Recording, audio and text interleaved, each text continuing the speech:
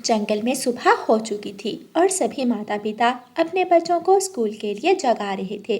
रानू चिड़िया भी अपने बेटे कुकू को जगा रही थी, जो अभी तक सोया हुआ था। कुकू बेटा, अब उठ जाओ, देखो स्कूल का टाइम होने वाला है। अभी आपने तैयार भी होना है। चलो शाबाश, जल्दी से उठ जाओ और अपना स्कूल का यूनिफॉर्म पहनो। मम्मा, थोड़ी देर सोने देना, बड़ी जोरों की नींद आ रही है। नहीं बेटा, अब आप उठो, भोजन खाओ और स्कूल की तैयारी शुरू करो। अच्छा मम्मा, आप जाएं, मैं उठ रहा हूँ। वहीं दूसरी तरफ गौरी कवि भी अपने बेटे जग्गू को उठाने पर लगी हुई थी। जग्गू, जग्गू बेटा उठो, अब स्कूल भी तो जाना है। मम्मा, क्या रोज रोज स्कूल जाना होता है, मैं तो तंग आ गया हूँ। बेटा जग्गू, अब यही तो पढ़ने के दिन है, जब बड़े हो जाओगे तो काम ही करना है।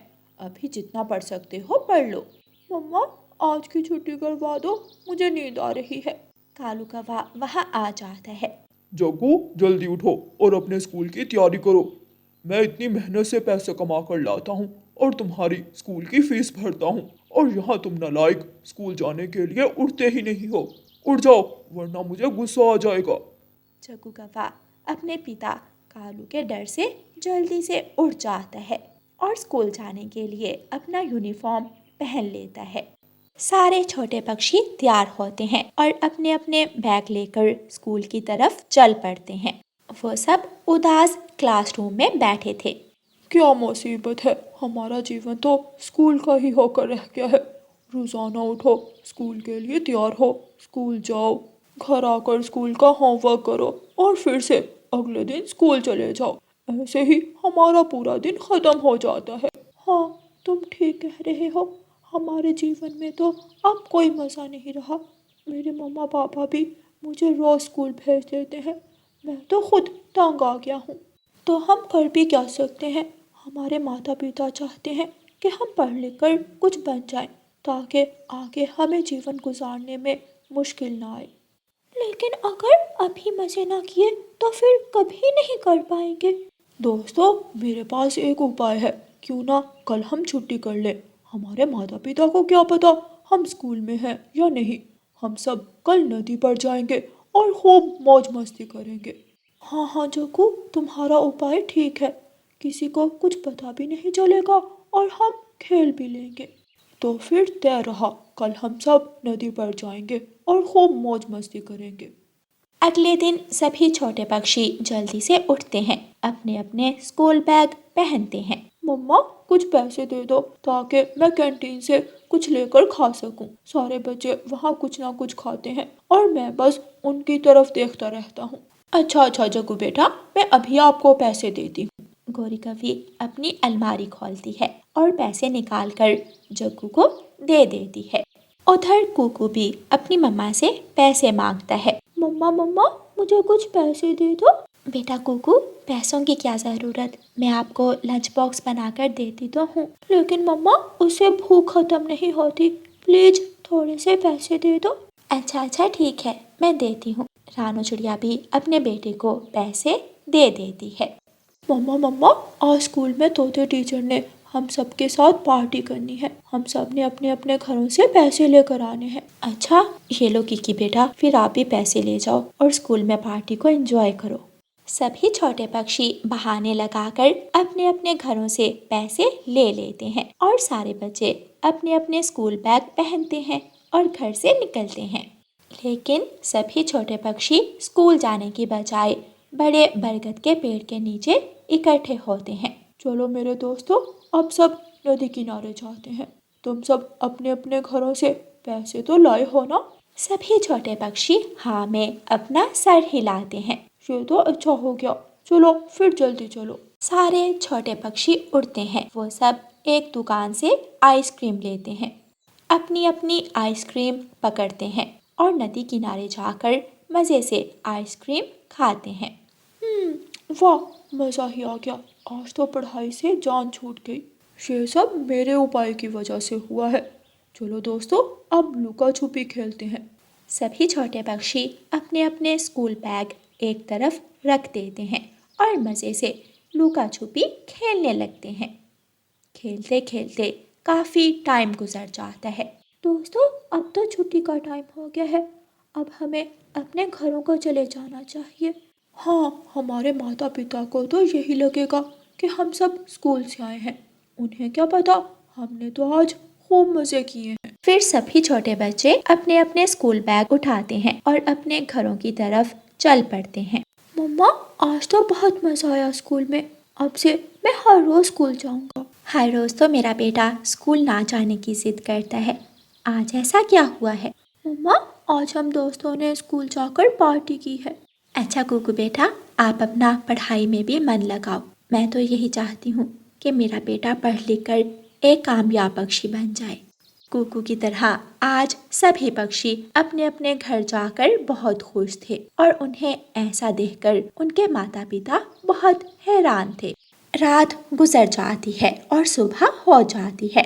आज भी सभी छोटे पक्षी घरों से स्कूल बैग पहनकर बाहर आते हैं और नदी किनारे चले जाते हैं। जग्गू यार, जब से तुमने स्कूल बंक करने का उपाय दिया है, हमारे तो मज़े ही हो गए।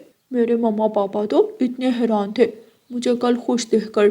हर बार मैं स्कूल जाने की जिद करता था, लेकिन आज तो मैं घर से निकलने पर बहुत खुश था। जब भी हमारा पढ़ने का मन नहीं करेगा, हम ऐसे ही क्लास बंक कर लिया करेंगे। वो सब फिर से अपने अपने पैसे निकालते हैं और दुकान जाकर चिप्स के पैकेट लेते हैं और मज़े से चिप्स खाते हैं। वो सब आपस में बातें कर रहे थे कि वहाँ एक बूढ़ी चिड़िया आ जाती है। अरे बच्चों, तुम सब नदी के पास क्या कर रहे हो? तुम सब के पास तो स्कूल बैग भी है। क्या तुम स्कूल के बच्चे हो? हाँ माँ जी, हम सब स्कूल में पढ़ते हैं। इसका मतलब तुम सब ने स्कूल से आज छुट्टी की है। बच्चों, ये बड़ी गलत बात है। देखो, आप सब बहुत भाग्यशाली हो जो आपके माता पिता आप सबको पढ़ा रहे हैं, आपके स्कूल के खर्चे पूरे कर रहे हैं, आप सबको किताबें लेकर देते हैं, आपको लंच बॉक्स बना कर देते हैं। क्या आपको पता है, मुझे पढ़ने लिखने का बहुत शौक था, लेकिन मैं बहुत गरीब थी। मेरे माता पिता स्कूल के खर्चे पूरे नहीं कर सकते थे। काश मैं भी तुम सब की तरह स्कूल जा सकती। बच्चों, आप सब स्कूल ना जाकर अपने माता पिता को धोखा दे रहे हो। सोचो, आपके माता पिता को कितना बुरा लगेगा जब उनको पता चलेगा कि उनके बच्चे उनके पैसे फजूल खर्च कर रहे हैं और स्कूल की फीसों को ज़ाया कर रहे हैं। बूढ़ी चिड़िया की बात सुनकर सभी छोटे पक्षियों को अपनी गलती का एहसास होता है। आप ठीक कह रही हो माँ जी, ये सब खेल हमारे किसी काम के नहीं, लेकिन पढ़ाई ही हमारे काम आएगी। मुझे भी अपनी गलती का एहसास हो गया है। अब मैं हर रोज स्कूल जाऊंगा। फिर सब अपने अपने स्कूल बैग उठाते हैं और स्कूल जाकर अपनी क्लास में पढ़ने लग जाते हैं। प्यारे दोस्तों, इस कहानी को लाइक, अपने दोस्तों के साथ शेयर और चैनल को सब्सक्राइब करना बिल्कुल मत भूलना। आपका धन्यवाद। रानू चिड़िया घर में तैयार होकर बैठी थी।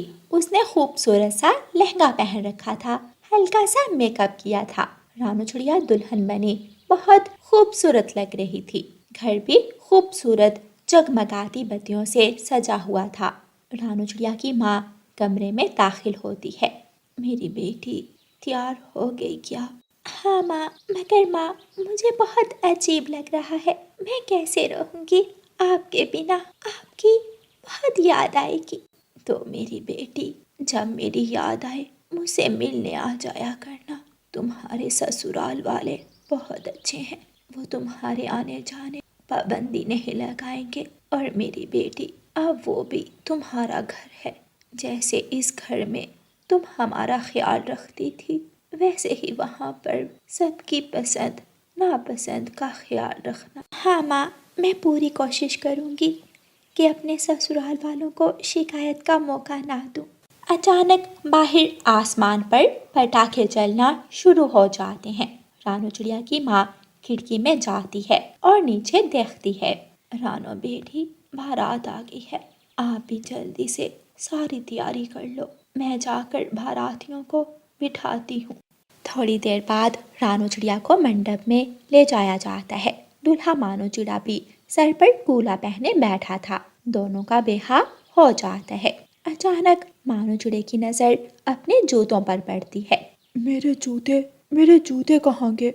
दूर से एक सुंदर सी पक्षी, रंग बिरंगे पंखों वाली एक चिड़िया बोलती है, जीजू जी, आपके जूते हमारे पास हैं। जब तक आप हमें पैसे नहीं देंगे, जूते वापस नहीं मिलेंगे। मानो चिड़ा रानो चिड़िया की छोटी बहन पारो चिड़िया को देखता ही रह जाता है। वो तो रानो से भी कहीं ज्यादा सुंदर थी। बताएं, कितने पैसे चाहिए आपको? जीजू जी, जल्दी से मेरे पंख पर 10,000 रख दें। पारो बेटी, इतने पैसे क्यों मांग रही हो? मानो बेटे, ये मेरी छोटी बेटी तो नादान है। आप अपनी मर्जी से जितने चाहें दे दें। नहीं सासू माँ, पारो ने जितने कहे हैं मैं उतने ही दूंगा। फिर मानो चिड़ा पारो चिड़िया को पैसे दे देता है। आपका धन्यवाद। मानो चिड़ा शर्मा जाता है। ब्याह का दिन गुजर जाता है। रानो चिड़िया ब्याह कर मानो चिड़े के घर आ जाती है। रानो चिड़िया तो सो जाती है, लेकिन मानो चिड़ा सारा दिन बस रानो की छोटी बहन पारो के बारे में ही सोचता रहता है। सुबह हो जाती है। रानो चिड़िया की सास अपनी नई नवेली बहू और बेटे के लिए नाश्ता बनाती है। दोनों नाश्ता करते हैं। मानो चिड़ा अपना कुल्हाड़ा उठाता है और जंगल लकड़ियां काटने चला जाता है। बेटी, अब आप इस घर की बहू हो। अब आप ही हो जिसने इस घर की जिम्मेदारी संभालनी है। मैं बूढ़ी जान हूँ, अब काम काज नहीं होते मुझसे।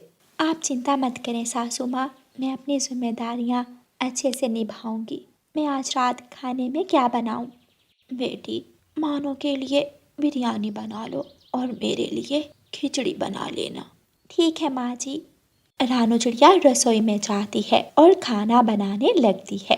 इसी तरह 2-3 दिन गुजर जाते हैं और फिर एक दिन रानो चिड़िया के पेट में दर्द होने लग जाती है। माँ जी, पता नहीं सुबह से मेरा पेट बहुत दुख रहा है। बेटी, मुझे तो लगता है खुशखबरी वाली बात है। रुको, मैं मानो को फोन करती हूँ, वो तुम्हें डॉक्टर के पास ले जाएगा। रानो चिड़िया की सास फोन उठाती है और अपने बेटे को कॉल मिलाती है। मानो चिड़ा लकड़ियां काट रहा था जब उसके फोन की बेल बजती है। वो फोन निकालता है। हाँ माँ, बताओ क्या बात है? बेटा, बहू रानी के पेट में दर्द हो रहा है, तुम एक बार घर आ जाओ। अच्छा माँ, आता हूँ। मानो चिड़ा अपना बैग उठाता है और घर की तरफ उड़ता है। मानो चिड़ा रास्ते में एक ऑटो पकड़ता है और अपने घर पहुंच जाता है। अपनी पत्नी को ऑटो में बिठाता है और बुलबुल डॉक्टर के पास लेकर जाता है। बुलबुल डॉक्टर रानो चिड़िया का चेकअप करती है। बधाई हो, आप पापा बनने वाले हैं। अब आपको चाहिए कि अपनी पत्नी का खास ख्याल रखें। मानो चिड़ा तो बहुत खुश हो जाता है। रानो चिड़िया की भी खुशी का कोई ठिकाना नहीं था। बुलबुल डॉक्टर कुछ दवाइयाँ लिख कर देती है। मानो चिड़ा वो दवाइयाँ लेता है और अपनी पत्नी को लेकर वापस घर आ जाता है। बेटा, क्या हुआ है? बहू रानी ठीक तो है? रानो चिड़िया तो बहुत शर्मा रही थी। मानो चिड़ा खुशी से बोलता है, माँ, बधाई हो, आप दादी बनने वाली हैं। सच सच कह रहे हो मेरे बेटे? हाँ माँ जी। रानो चिड़िया की सास रानो को अपने गले से लगा ली है। मैं अपने पोते को खिलाऊंगी, मैं अपने पोते के सारे नाज नखरे उठाऊंगी, मेरे घर में रौनक वापिस आ जाएगी। इस तरह 2-3 दिन गुजर जाते हैं। रानो अपने घोंसले में अंडा देती है और अब हर समय अपने अंडे के ऊपर बैठी रहती और उसे गरमाइश देती है। एक रात जब रानो चिड़िया अपनी सास के कमरे में उसे खाना देने आती है तो रानो चिड़िया की सास नढाल बैठी थी। माँ जी, क्या हुआ आपको? आपको तो बहुत तेज बुखार है। बेटी, पता नहीं, शाम से तबीयत बहुत खराब है, ऐसे जैसे मेरे पंखों में जान ही बाकी नहीं रही। तो माँ जी, आपने बताया क्यों नहीं? मैं तभी आपके पास आ जाती। बेटी, अभी अंडे को आपकी ज्यादा जरूरत है। रानो चिड़िया जल्दी से अलमारी खोलती है, बुखार की दवा निकालती है और अपनी सासू माँ को दवा पिलाती है। रानू चिड़िया अपने पति को फ़ोन करती है। पति जी, आप जहाँ भी हैं जल्दी घर आ जाएं। क्या हुआ है रानो? माँ माँ की तबीयत ठीक नहीं है, जल्दी घर आ जाएं। मैं अभी आता हूँ। मानो चिड़ा घर की तरफ उड़ता है। बेटी, मुझे लगता है मैं अब जिंदा नहीं रहूंगी। तुम मेरे पौधे का ख्याल रखना, उसे मेरे बारे में जरूर बताना। माँ जी, ये आप क्या कह रही हैं? कुछ नहीं होगा। अभी तो आपने अपने पौधे को खिलाना है, उसे उठाना है। आप ऐसे कैसे हमसे दूर जा सकती हैं? बेटी, सारी ख्वाहिशें कहाँ पूरी होती हैं। मैं ऐसे कहते हुए रानू चिड़िया की सास अपनी आंखें बंद कर लेती है। रानू चिड़िया अपनी सास के सरहाने बैठकर बहुत रो रही थी। मानो चिड़ा भी घर आ जाता है। उसकी माँ का शरीर बेजान पड़ा था। माँ, माँ क्यों हमें छोड़कर चली गई? माँ, क्यों आप बहुत दूर चली गई? मानो चिड़ा भी बहुत रोता है। वो रात मानो चिड़े और रानू चिड़िया के लिए काटना बहुत मुश्किल थी। प्यारे दोस्तों, इस कहानी का अगला भाग देखने के लिए कल तक इंतज़ार करें और आपको ये वाला भाग कैसा लगा है हमें कमेंट करके ज़रूर बताएं। और प्यारे दोस्तों, इस कहानी को लाइक, अपने दोस्तों के साथ शेयर और चैनल को सब्सक्राइब करना बिल्कुल मत भूलना। आपका धन्यवाद। रानू चिड़िया की एक छोटी सी बेटी थी जिसका नाम गुड़िया था। गुड़िया अपनी मम्मा से बहुत प्यार करती थी। वो सोती भी अपनी मम्मा के साथ थी और खाना भी अपनी मम्मा के हाथ से ही खाती थी। लेकिन कुछ दिनों से मम्मा चिड़िया की तबीयत बहुत ज़्यादा खराब हो गई थी। आज तो मम्मा चिड़िया का शरीर बुखार से तप रहा था। गुड़िया अपनी मम्मा के पास खड़ी रोए जा रही थी। मम्मा, मम्मा, आपको क्या हो गया है? मम्मा, उठें, चलें, पहले की तरह हम जंगल घूमने जाएं। बेटी गुड़िया, बुखार की दवा खत्म हो गई है। जी मम्मा, दवा तो खत्म है। आपको डॉक्टर बुलबुल के क्लिनिक का पता है? हाँ मम्मा, मैं आपके साथ कई बार गई हूँ बुलबुल डॉक्टर के क्लिनिक। मुझे उस रास्ते का अच्छे से पता है। जाओ बेटी, संदूक से पैसे निकालो और जल्दी से मुझे दवा ला दो। दवा के बिना गुजारा बहुत मुश्किल है। मम्मा, मैं सब करूंगी, बस आप जल्दी से ठीक हो जाए। गुड़िया अपनी मम्मा के संदूक से पैसे निकालती है और दवा लेने चली जाती है। गुड़िया बुलबुल डॉक्टर के पास जाती है, उसे अपनी मम्मा की तबीयत का बताती है और दवा लेकर वापस आती है। रानू चिड़िया दवा पीती है। गुड़िया बेटी, दाना कितना पड़ा है? मम्मा, 3 दिन का दाना है। बेटी, आप दाना खा लो, मैं ठीक होकर अपनी बेटी को मजे मजे की चीजें बना कर दूंगी। आओ मेरे पास आ जाओ। गुड़िया अपनी मम्मा के ऊपर लेट जाती है। अगले दिन भी रानू चिड़िया की तबीयत खराब ही रहती है। अब तो पंखों ने भी काम करना बंद कर दिया था। गुड़िया बेटी, जाओ जल्दी से मेरा फोन लेकर आओ। गुड़िया फोन लाती है। रानू चिड़िया अपनी सहेली का नंबर मिलाती है और अपनी सहेली लाडो चिड़िया को फोन करती है। हाँ रानो, बताओ कैसी हो तुम? लाडो, जल्दी यहाँ आ जाओ, जल्दी आ जाओ, मैं बहुत बीमार हूँ, मुझसे कई दिनों से उठा भी नहीं जा रहा। रानो, तुमने मुझे पहले क्यों नहीं बताया? मैं अभी तुम्हारे घर की तरफ निकलती हूँ, तुम चिंता मत करो, मैं तुम्हारा ख्याल रखूंगी। लाडो चिड़िया फोन रखती है और अपना थोड़ा सा सामान बांधती है और रानू चिड़िया के घर की तरफ निकल जाती है। लाडो चिड़िया रानू चिड़िया के दरवाजे पर दस्तक देती है। गुड़िया दरवाजा खोलती है। लाडो घर के अंदर चली जाती है। लाडो चिड़िया रानू चिड़िया को पंख लगाकर छूती है। रानो, तुम्हें तो बहुत तेज बुखार है, ये मैं तुम्हारे लिए सूप लाई हूँ। लाडो चिड़िया रानू चिड़िया को सूप पिलाती है और एक कटोरे में सूप डालकर गुड़िया को भी देती है। रात हो जाती है, गुड़िया सो जाती है। रानो अपनी सहेली से कहती है, लाडो, मैं नहीं जानती मैं कब तक जिंदा हूँ, लेकिन मुझसे एक वादा करो, तुम मेरे जाने के बाद मेरी बेटी का ख्याल रखोगी, उसे कभी दुखी मत होने देना, वो अभी छोटी है, जमाने की सख्ती को बर्दाश्त नहीं कर सकती। ये कैसी बातें कर रही हो रानो, तुम्हें कुछ नहीं होगा, फिर भी मुझसे वादा करो, तुम मेरी बेटी का ख्याल रखोगी। रानो, गुड़िया मेरी भी बेटी है, मैं हमेशा उसका ख्याल रखूंगी, उसके लिए कुछ भी कर गुजरूंगी। ये सुनने के बाद रानो चिड़िया एक सुकून की सांस लेती है और दोनों सहेलियां बातें करते करते सो जाती हैं। जब सुबह होती है तो गुड़िया और लाडो चिड़िया उठ जाती हैं, लेकिन रानो अभी तक अपने घोंसले में सोई हुई थी।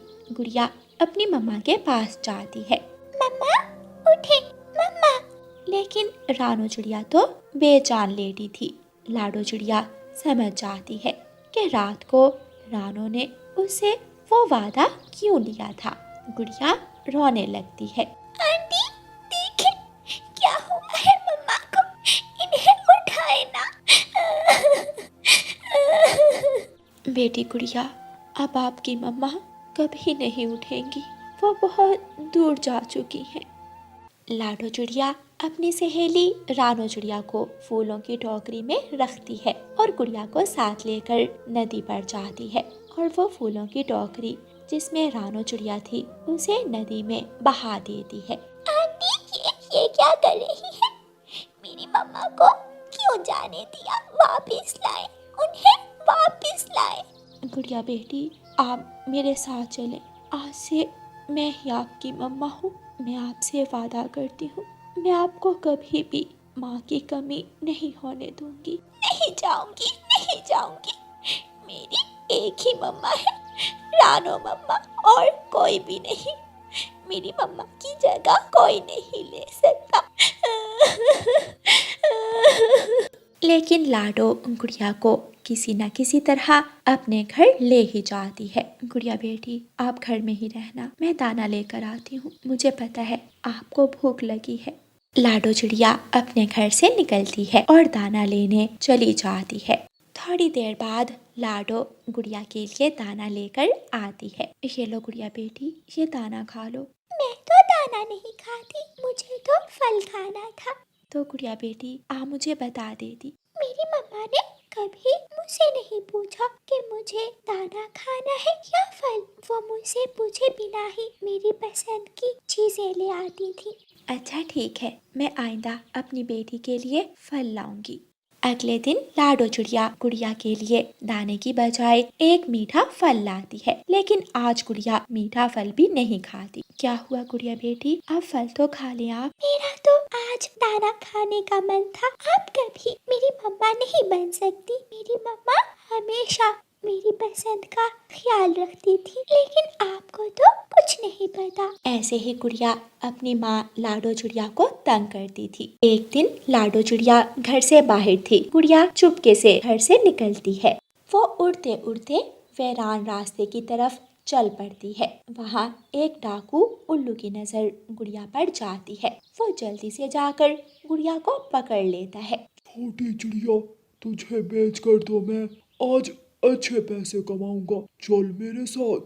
मुझे छोड़ दो गंदे अंकल, मुझे जाने दो। तुम्हारी इतनी हिम्मत? डाकू उल्लू गुड़िया के मुंह पर एक जोरदार थप्पड़ मारता है और गुड़िया को रस्सी से बांधने ही लगता है कि गुड़िया अपनी चोंच डाकू के पंख पर मारती है और वहां से भागती है। उल्लू भी गुड़िया के पीछे ही भागता है।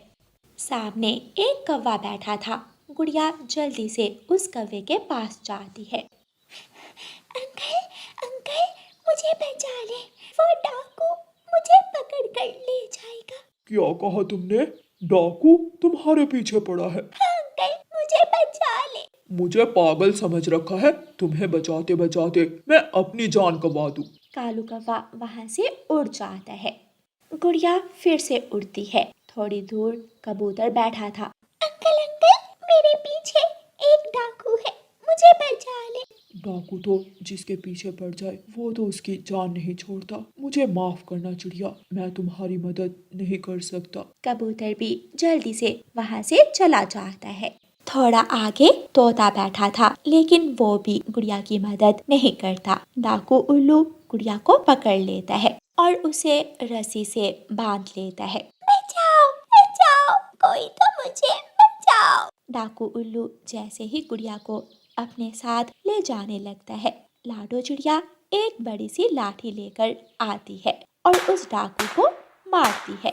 डाकू भी लाडो चिड़िया से लड़ने लगता है। गंदे डाकू, तेरी इतनी हिम्मत, तू मेरी बेटी को हाथ लगाए, तुझे तो मैं छोड़ूंगी नहीं। दोनों की खूब लड़ाई होती है। लाडो चिड़िया लड़ाई के दौरान बहुत ज़्यादा घायल हो जाती है, लेकिन फिर भी वो बहादुरी से लड़ती है। आखिर उल्लू डाकू वहाँ से भाग जाता है। लाडो चिड़िया जल्दी से जाकर गुड़िया की रस्सी खोलती है और उसे गले लगा लेती है। गुड़िया भी रोने लग जाती है। मम्मा, मेरी प्यारी मम्मा, आज आपने साबित कर दिया कि आप मेरे लिए कुछ भी कर सकती हैं। मुझे माफ कर दे मम्मा, मैंने आपको बहुत तंग किया, लेकिन आज मुझे पता चल गया है कि मेरी मम्मा के बाद सिर्फ आप ही हैं जो मेरी खातिर अपनी जान भी दे सकती हैं। लाडो चिड़िया ये बातें सुनकर बहुत खुश हो जाती है और फिर गुड़िया अपनी मम्मा लाडो चिड़िया के साथ खुशी खुशी रहने लगे। प्यारे दोस्तों, इस कहानी को लाइक, अपने दोस्तों के साथ शेयर और चैनल को सब्सक्राइब करना बिल्कुल मत भूलना। आपका धन्यवाद।